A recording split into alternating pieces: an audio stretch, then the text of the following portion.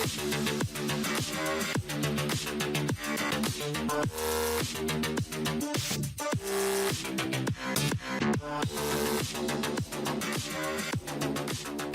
êtes sur Al24 News, bienvenue à vous si vous venez de nous rejoindre pour cette deuxième partie de l'émission Hebdo Show Algérien. On continue avec l'essentiel de l'actualité. Le président de la République, Abdelmadjid Tebboune, qui a présidé hier une réunion de travail consacrée à l'examen des dernières préparations des élections législatives, aussi bien sur le territoire national qu'auprès de la communauté algérienne établie à l'étranger. Kamel. D'abord, le président de la République est en train de rappeler aux organisateurs, notamment l'ANI et le ministère de l'Intérieur, de l'importance d'aller vers, de s'assurer que tous les moyens ont été mis à la disposition, ont été mis par l'État pour justement le bon déroulement de ce rendez-vous important. Bien évidemment, il y a certes les aspects techniques et surtout le président de la République veut s'assurer que non seulement comme on appelle, la révision des listes électorales a été faite, mais en même temps que aucun obstacle ne surgit au travers de cette opération qui est d'une dimension importante, notamment qu'il y a énormément de listes qui sont engagées dans ce rendez-vous électoral et que tous les partis qui sont engagés n'ont pas reçu, n'ont pas vécu des obstacles, notamment de l'administration.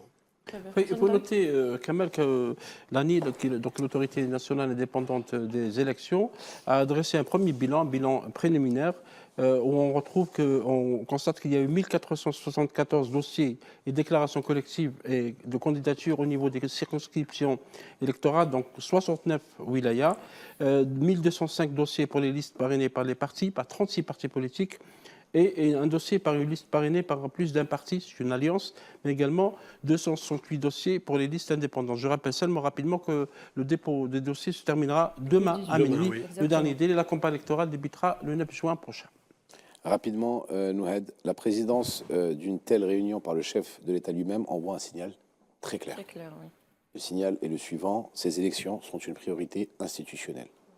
Ce n'est pas une formalité, ce n'est pas un exercice routinier, c'est une priorité institutionnelle et le président mettra tous les moyens qui sont à sa disposition pour que ce soit un succès par le peuple, pour le peuple.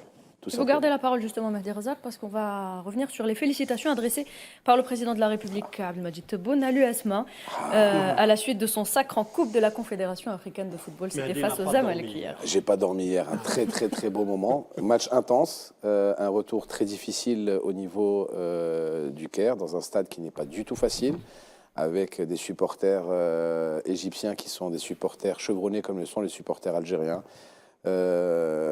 Une victoire de l'USMA. On a l'USMA fait Massar. Après 2019 et la Coupe d'Afrique des Nations, et ben on a encore gagné comme quoi c'était 2019. On a eu 2019 et 2023, c'est le deuxième. Non, 2019 on a gagné la Coupe d'Afrique. Oui, la Coupe d'Afrique des Nations voilà, 2019 on a gagné à Fimassar. Et là en 2026, l'USMA Tani Fimassar, elle nous ramène la coupe. Donc voilà, j'ai pas beaucoup dormi hier parce que j'étais très content. On a bien fêté la victoire. C'est une très belle victoire. Et il faut retenir l'esprit de combativité de l'équipe. C'est une équipe qui a eu du mental, c'est-à-dire en dépit après la victoire de la Coupe d'Algérie, la victoire de la Coupe d'Afrique. L'équipe a réussi à surmonter cette difficulté et elle a failli, c'est-à-dire gagner, en dépit, comme tu le cites, dans l'autre surchauffé du Caire. Une équipe, c'est vrai, chauvin, un supporter très dynamique. Et en même temps, ça s'est déroulé quand même dans de bonnes conditions. Il faut le rappeler que les Égyptiens nous ont bien accueillis et que le match s'est terminé dans la fraternité et que les Égyptiens ont surtout félicité le homologue algérien. Et je tiens aussi à préciser que le ministre des Sports, président de la Fédération algérienne de football, Walid Sadi, a fait le déplacement pour supporter l'équipe de l'USMA, a fait le déplacement jusqu'au Caire, a assisté et qu'il a été là, qu'il a été le premier supporter parce que l'USMA hier ne représentait pas que les Algérois ou que les supporters de l'USMA, mais représentait l'Algérie entière. Et bravo à eux, bravo aux champions, félicitations. C'est la deuxième, pardon, c'est la deuxième coupe de la CAF. Oui, après 2023. Après 2023, ça passe à Young Africans. Et dans l'ancienne version de la coupe de la CAF, c'était la JS Kabylie.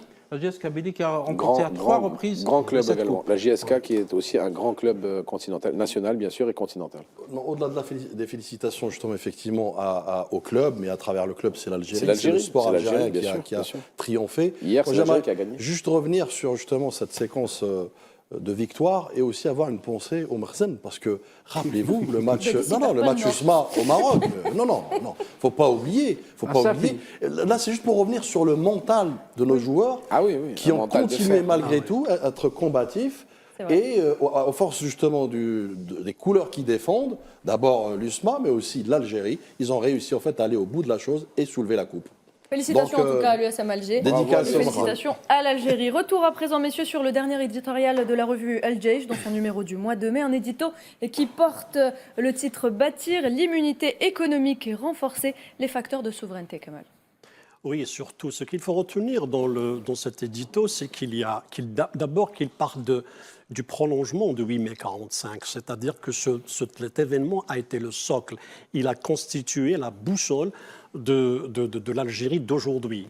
D'un côté, de l'autre côté, l'édito évoque la question de la résilience, c'est-à-dire comment faire face aux défis auxquels est confrontée l'Algérie aujourd'hui, que ce soit sur le plan interne ou international.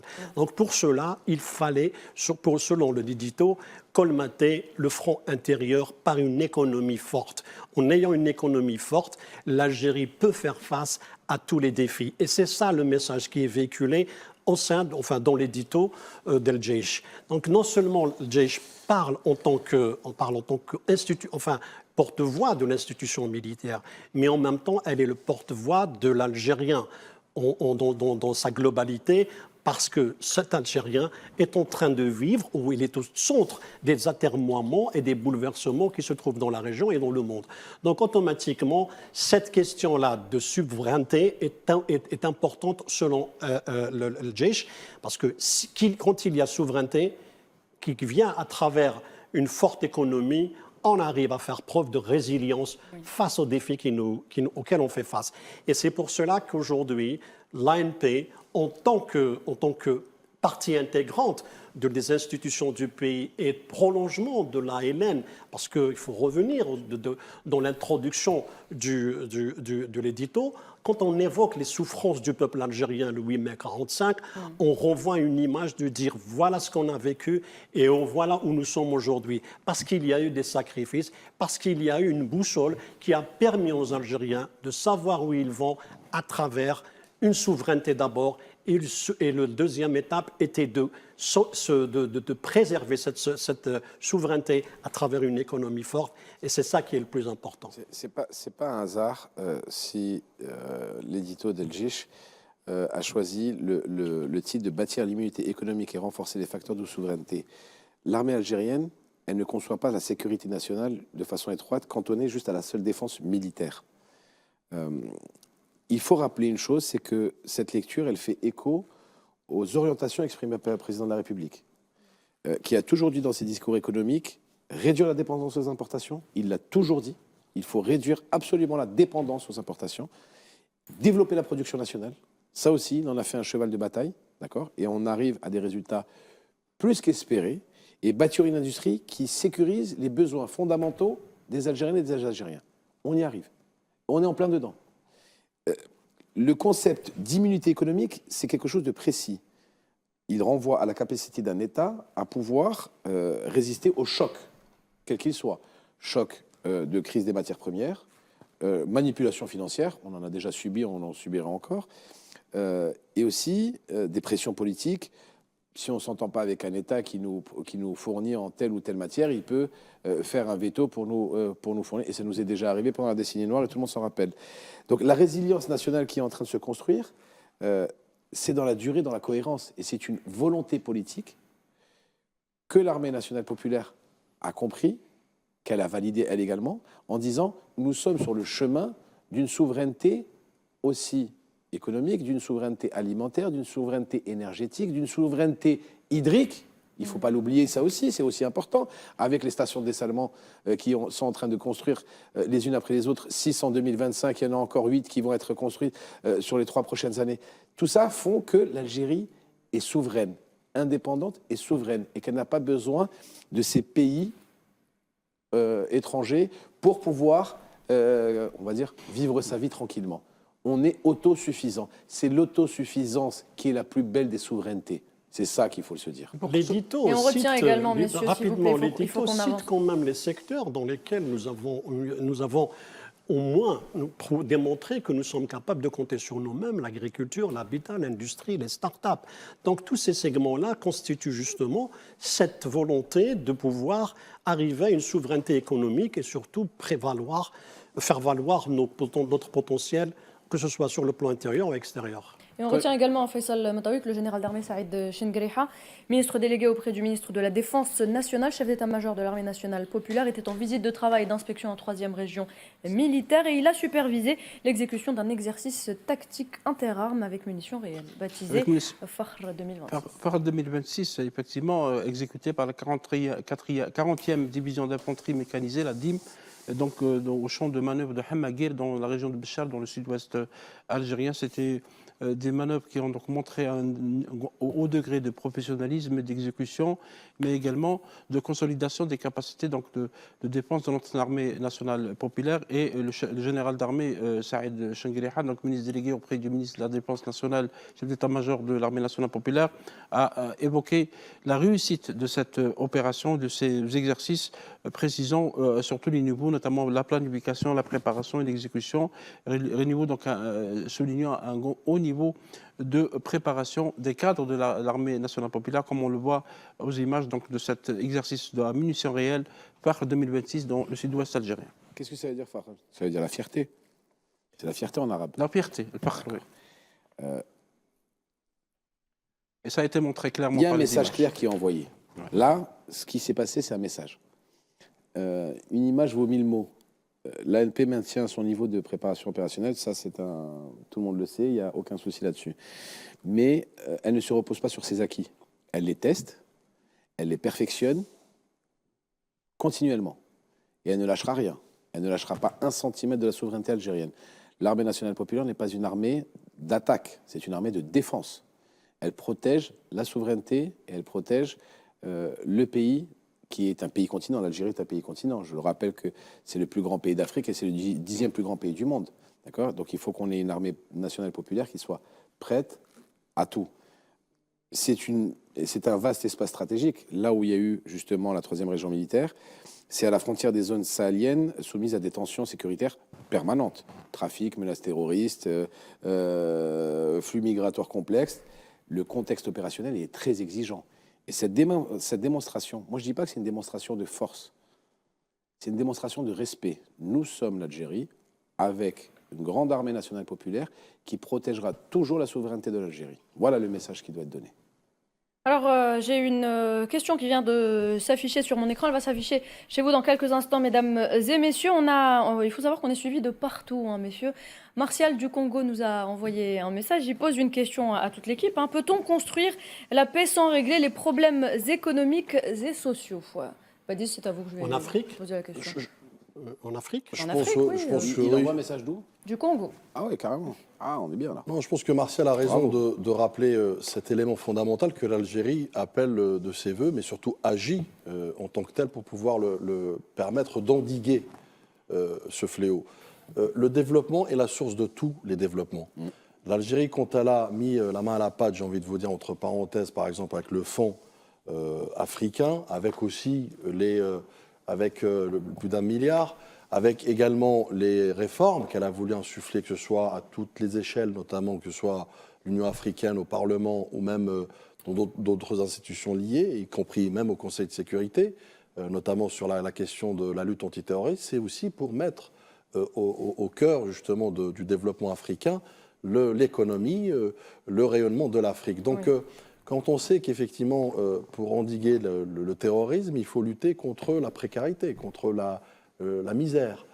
Et c'est pourquoi, encore une fois, agir sur le quotidien de l'Africain, à travers des actions communes, collectives et même unilatérales, pourquoi pas, à l'échelle des États, est importante aujourd'hui pour, encore une fois, inscrire la paix durable, puisque la paix, ce n'est pas que faire taire les armes, la paix, ce n'est pas que la paix politique ou sécuritaire, c'est aussi la paix notamment, qui s'articule autour du développement de l'Africain en Afrique, souveraine, encore une fois, dans ses décisions, mais surtout aussi dans sa feuille de route économique.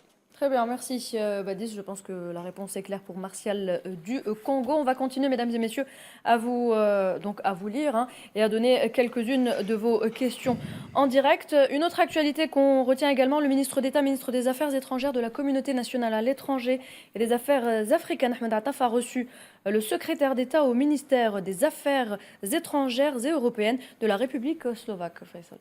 Oui, absolument. Avant de répondre à votre question, Nouhed, je souligne seulement que, puisqu'on parlait du Congo, que M. Konsou Serge Bounda, qui est le ministre des Affaires étrangères de la francophonie des Congolais de l'étranger, est en visite à Alger, porteur d'un message du président Denis Sassou Nguesso.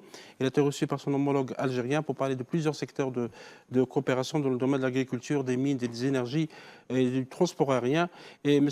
Denis Sassou Nguesso, je rappelle qu'il est président du comité de l'Union africaine chargé de trouver des solutions à la crise libyenne, la crise en Libye. Effectivement, vous avez évoqué la Slovaquie, parce que l'Algérie est en train aussi de consolider, vous l'aurez remarqué, ces derniers mois, des relations avec les pays de l'Europe orientale, de l'Europe aussi centrale.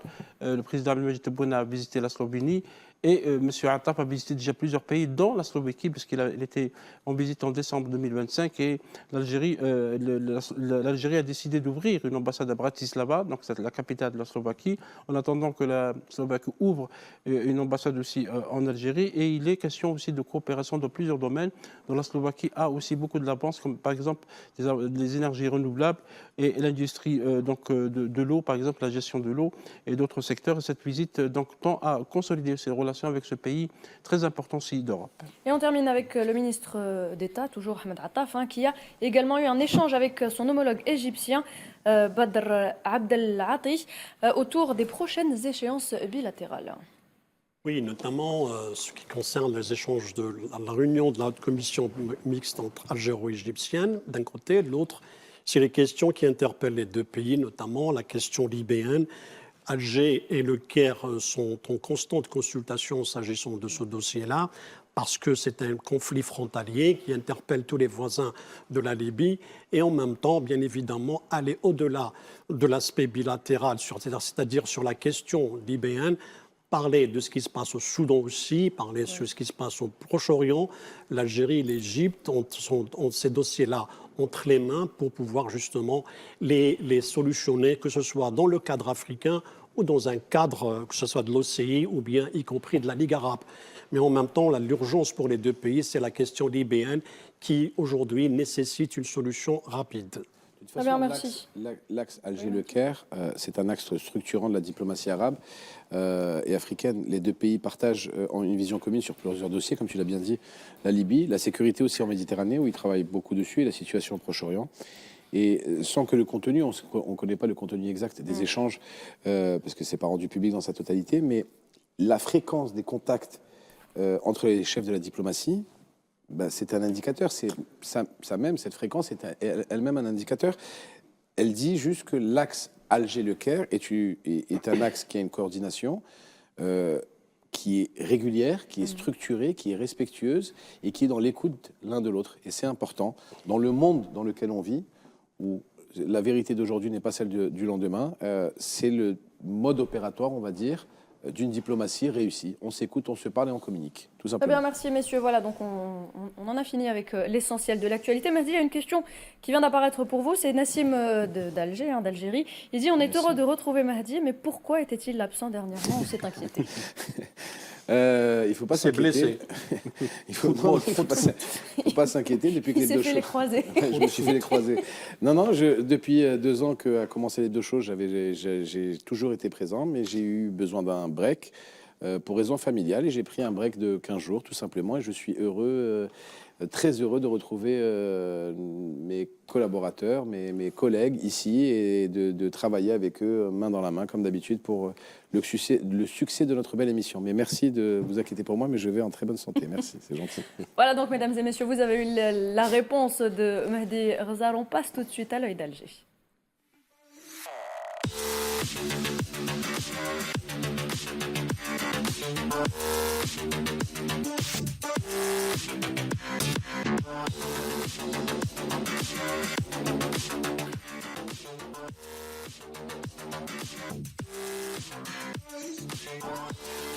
Et dans l'œil d'Alger, mesdames et messieurs, on va parler de la situation avec la France. Justement, c'est dans quelques instants, tout de suite après la pub.